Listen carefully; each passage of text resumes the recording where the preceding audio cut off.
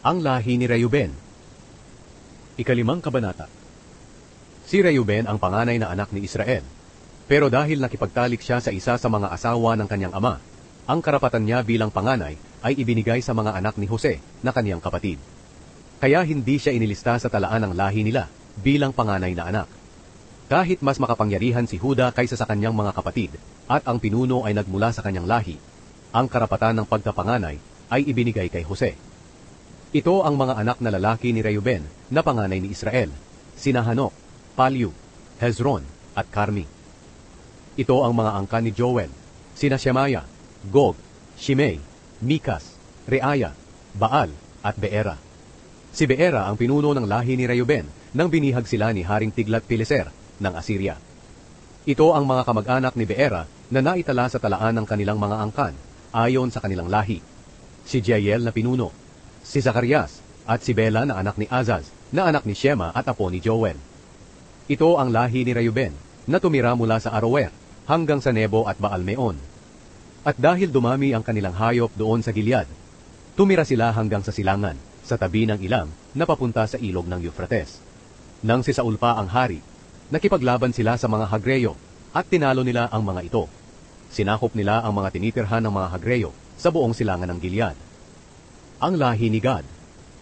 Tumira ang lahi ni Gad sa lupain ng Bashan na kasunod ng lupain ni Reuben hanggang sa Saleka.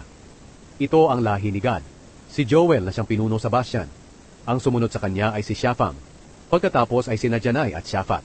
Ang kanilang mga kamag-anak ayon sa bawat pamilya ay sina Mikael, Meshulam, Sheba, Jorai, Jakan, Zia at Eber.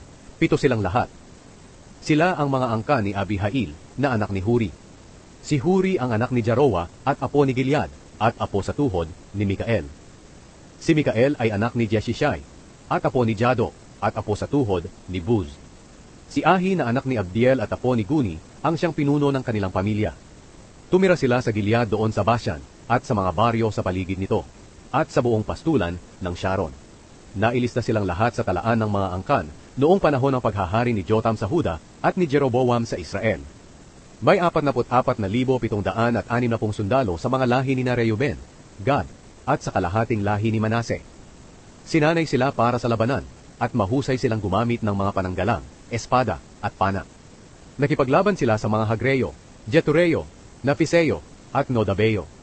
Humingi sila ng tulong sa Diyos nang nakipaglaban sila, at dahil nagtiwala sila sa Kanya, tinugon ng Diyos ang panalangin nila.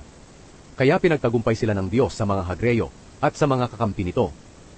Pinagkukuha nila ang hayop ng mga Hagreyo, 50,000 kamelyo, 250,000 tupa, at 2,000 asno. Binihag din nila ang 100,000 tao, at marami silang napatay, dahil tinulungan sila ng Diyos sa pakikipaglaban. Tinirhan nila ang mga lugar na ito, hanggang sa mabihag sila ng ibang bansa. Ang kalahating lahi ni Manase. Ang kalahating angkan ni Manase ay napakarami. Tumira sila sa mga lupain mula sa Bashan, papunta sa Baal Hermon, Senir, at bundok ng Hermon. At napakarami nila. Ito ang mga pinuno ng kanilang mga pamilya. Sina Efer, Ishi, Eliel Azriel, Jeremias, Hodavaya, at Jadiel. Matatapang silang mandirigma at tanyag na mga pinuno ng mga pamilya nila. Pero hindi sila naging tapat sa Diyos ng kanilang mga ninuno. Sa halip, sumamba sila sa mga Diyos ng mga taong nilipol ng Diyos sa lupaing iyon.